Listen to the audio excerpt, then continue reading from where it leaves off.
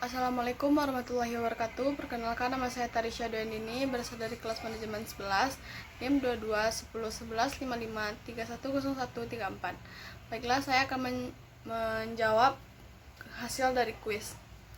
Pertanyaan pertama, ceritakan deskripsi perkembangan teknologi dari zaman ke zaman. Sejarah perkembangan teknologi. 1. Teknologi zaman prasejarah. Prasejarah adalah masa di mana manusia hidup sebelum mengenal tulisan. Mungkin kita sering mendengar tentang cerita penemuan api oleh manusia pada zaman dahulu. Api termasuk penemuan teknologi pertama manusia pada zaman ini. Tetapi penemuan pertama manusia bukanlah api, melainkan alat-alat batu. Pada zaman ini, manusia cenderung memanfaatkan teknologi yang mereka buat untuk kepentingan mereka sendiri. 2. Zaman kuno. Di sini yang dimaksud adalah zaman setelah prasejarah, sebelum abad pertengahan. Zaman ini rentan waktunya cukup lama, termasuk zaman-zaman Nabi, peradaban kuno, dan lain-lain.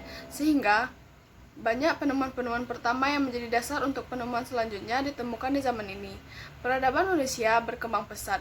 Sebagai contoh adalah peradaban Mesir kuno yang kita kenal dengan piramida. Pada zaman ini, manusia juga sudah mengenal tulisan. Ditemukan peninggalan sejarah yang terdapat yaitu tulisan. 3. Teknologi zaman pertengahan. Menurut beberapa sumber, zaman pertengahan adalah sekitar abad ke-5 Masehi sampai ke abad 15 Masehi. Satu hal yang bisa kita sorot perkembangan teknologi pada masa ini adalah dari sisi seni. Pada masa ini banyak kesenian baru muncul. Pada zaman ini juga penjelajahan mulai umum dilakukan, sehingga sudah bisa ditemukan kompas pada zaman ini. 4. Teknologi era revolusi industri.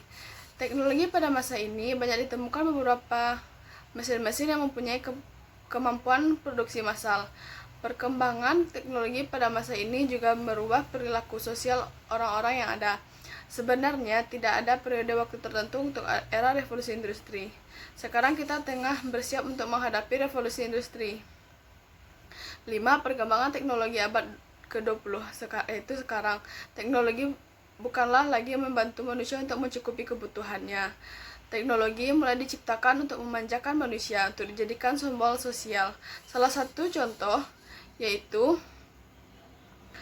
manusia bisa berbelanja online. Manusia tetap bisa belanja tanpa terkoneksi internet, tetapi dengan adanya sistem belanja, manusia seakan dimanjakan. 2. Komponentik dan contohnya. 1. Perangkat lunak. Software sendiri merupakan media yang menjadi jembatan antara operator dan perangkat keras. Perangkat ini sendiri terdiri dari beberapa jenis seperti software system. Merupakan software system berfungsi menjalankan aplikasi. Software system atau yang lebih disebut dengan OS, inilah yang nantinya digunakan oleh operator atau user, seperti Linux, Windows, Unix, dan lain-lain sebagainya. B. Software aplikasi merupakan aplikasi yang selama ini Anda gunakan pada perangkat elektronik atau OS yang berfungsi untuk memaksimalkan kinerja komputer, seperti Photoshop, Microsoft Office, Corel Draw, dan lainnya. 2. Perangkat keras, yakni perangkat komputer yang digunakan oleh user atau operator, contohnya seperti memory card, prosesor, kabel data, dan lain sebagainya. 3. Firmware merupakan salah satu media yang dapat digunakan sebagai tempat penyimpanan data dalam komputer secara permanen. 4. Infoware, seperti namanya, yakni firmware, komponen yang salah satu ini adalah kumpulan dari satu atau banyak dokumentasi yang berasal dari data atau informasi yang berhasil disaring atau dikumpulkan. 5. Brandware adalah sebuah komponen terpenting yang ada pada sebuah teknologi. Pasalnya, apabila komponen yang satu ini tidak ada, maka yang terjadi pada komputer tidak akan dioperasikan. Ceritakan isi makalah saudara tentang prosesor dan sistem operasi.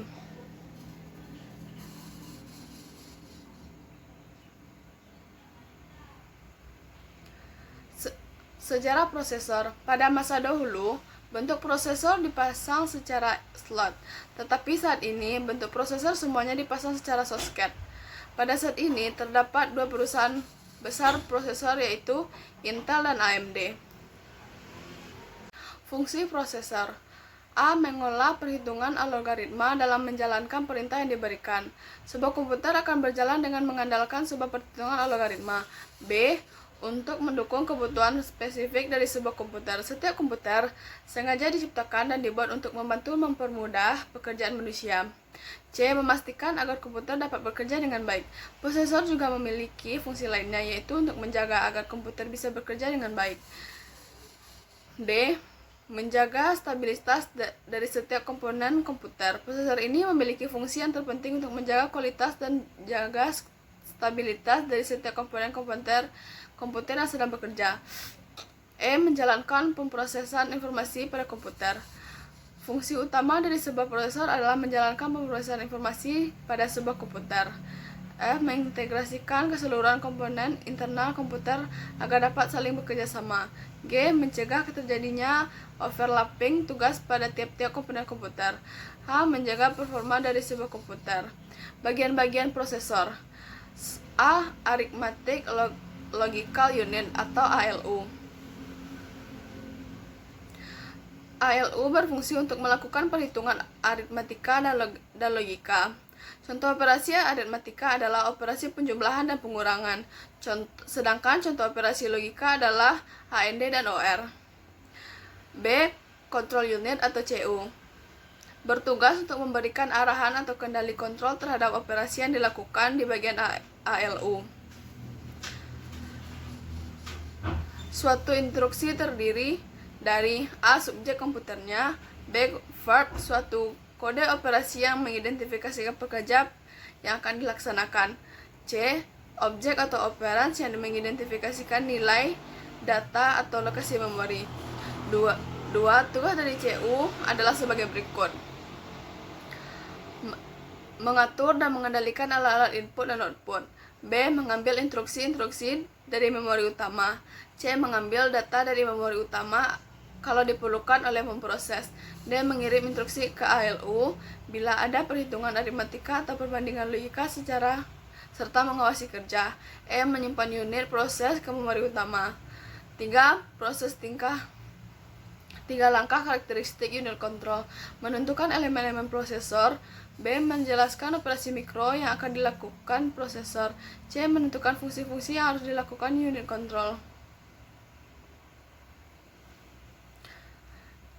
Cara kerja prosesor. Caranya yaitu mengambil instruksi dari memori.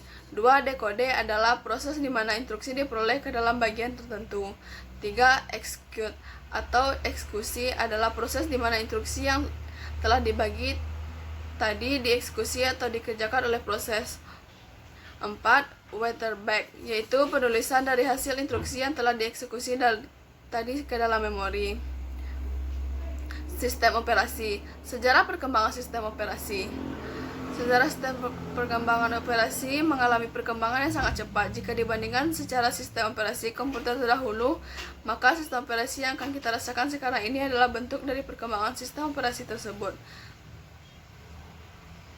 Sejarah perkembangan sistem operasi terbagi menjadi 4 generasi. A. Sistem operasi generasi pertama pada tahun 1945 sampai 1955 merupakan awal perkembangan sistem komputasi sebagai pergantian sistem komputasi mekanik. B. Sistem operasi generasi kedua pada tahun 1955 sampai 1965. Generasi kedua memperkenalkan BSB. C. Sistem operasi generasi ketiga pada tahun 1965 sampai 1960. Pada generasi perkembangan sistem operasi dikembangkan untuk melayani banyak pemakai sekaligus, di mana user atau pengguna dapat berkomunikasi lewat terminal secara online di komputer. D. Sistem operasi generasi keempat pada tahun 1980-an pasca 1980-an, di mana user menyadari keberadaan komputer-komputer yang saling terhubung antara satu sama lain. Cara kerja sistem operasi: melakukan manajemen proses. B. Sistem operasi komputer hanya bisa bekerja setelah menerima instruksi dari penggunanya. C. Setelah menerima instruksi, kemudian dikelola atau diubah menjadi informasi yang telah diterima oleh perangkat lunak atau software yang ada di komputer. D. Tampilan komputer, hardware, akan berubah beberapa saat setelah sistem operasi memproses instruksi dan menjalankan apa yang diinginkan penggunanya. 3. Fungsi sistem operasi. A. Mengatur perangkat keras. B. Mampu menjalankan perintah dasar komputer. 3. Mengatur dan mengorganisasikan bermacam-macam aplikasi. D. Menerjemahkan bahasa program ke dalam antar muka. E. Mengoptimalkan perangkat komputer. 4. Jenis-jenis sistem komputer. Ada beberapa jenis sistem komputer yang cukup terkenal. Berikut beberapa jenis sistem yang dijalankan pada komputer. A. Sistem operasi stand-alone. B. Sistem operasi Live CD. Membutuhkan perangkat Live CD ROM tanpa perlu menginstal secara permanen di komputer untuk menjalankannya. C. Sistem operasi embedded. Sistem ini langsung ditanam di komputer dan tidak bisa berdiri sendiri, memiliki fungsi khusus untuk spesifik khusus. D. Sistem operasi jaringan. Sistem operasi jaringan ini dibutuhkan untuk menangani keperluan jaringan komputer. Macam-macam sistem operasi. Ada berbagai macam sistem operasi yang telah dibuat guna memaksimalkan kinerja komputer. Sebagai berikut: 1. Unix. Unix adalah sistem operasi tertua dan pertama dibuat oleh sistem operasi. 2. DOS. Mr. DOS adalah cikal bakal dari sistem operasi Windows yang sangat terkenal, yaitu namanya DOS sendiri adalah singkatan dari Disk Operating System. C. Windows. Windows adalah sistem operasi perbaikan dan pengembangan diri MS-DOS. D. Linux. Linux adalah sistem operasi yang dikembangkan dari sistem operasi. E. Mac OS adalah sistem operasi yang hanya digunakan oleh perangkat komputer keluaran Apple. Komponen sistem operasi. Kernel adalah bagian utama perangkat lunak dari sistem operasi komputer. Kernel juga bertugas untuk komunikasi dan mediator dari perangkat keras dengan aplikasi. B. File adalah data atau berkas yang dibentuk dan dijalankan oleh sistem operasi. C. User interface adalah sebuah tampilan grafis yang menghubungkan antara pengguna dengan sistem operasi yang nantinya komputer tersebut dapat digunakan. 4. Jelaskan macam-macam memori. Receiver memory merupakan jenis memori di mana kecepatan akses yang paling cepat. Memori ini terdapat pada CPU atau prosesor. Contohnya register data, register alamat, stack pointer register, memory address, register, IO address, register lainnya. Change memory. Memori berkapasitas terbatas, berkecepatan tinggi yang lebih mahal daripada memori utama. Change memory ini ada di antara memori utama dan register memproses, berfungsi agar memproses dan langsung memicu pada memori utama agar kinerja dapat ditingkatkan. Change memory ini ada dua macam, yaitu change memory yang terdapat pada internal prosesor. Change memory jenis ini kecepatan aksesnya sangat tinggi. 2. Change memory yang terdapat di luar prosesor, yaitu berada pada motherboard. 2. Memori utama. Memori ini berfungsi untuk menyimpan data dan program. Jenis memori utama yaitu Random Access Memory atau RAM. RAM merupakan salah satu jenis alat penyimpanan data pada komputer atau media elektronik lainnya. Berikut jenis-jenis memori yang telah beredar. FPM RAM merupakan model memori DRAM yang sudah sangat tua. Hal ini akan menyebabkan akses pemrosesan data memori menjadi sangat lambat dijumpai pada komputer Intel 386. EDORAM memiliki fungsi seperti RAM, tetapi jenis ini mempunyai kemampuan kerja yang sangat tinggi dan cepat dalam membaca dan mentransfer data. 3. SDRAM. SDRAM adalah memori yang dapat mengakses data atau informasi lebih cepat dari EDORAM. Bentuk SDRAM adalah DIMM. RDRAM. RDRAM adalah sebuah memori berkecepatan tinggi digunakan untuk mendukung memproses Pentium 4 tipe. RDRAM menggunakan slot RAM yang mirip dengan slot SDRAM. 5. DDRAM. DDRAM adalah tipe memori generasi penerus SDRAM yang memiliki kemampuan 2 kali lebih cepat dari SDRAM. Slot memori yang digunakan DDRAM memiliki jumlah pin lebih banyak dari SDRAM. 6. Read-only memory. Read-only memory adalah suatu himpunan dari chip yang berisi bagian dari sistem operasi di mana dibutuhkan pada saat komputer dinyalakan. Dan pertanyaan kelima, saya akan membacakan hasil diskusi per kelompok dengan judul Penerapan internet pada bidang ekonomi. Teknologi informasi adalah suatu teknologi yang digunakan manusia untuk mengolah data, termasuk memproses, mendapatkan, menyusun, menyimpan, manipulasi data, dan berbagai cara untuk menghasilkan informasi.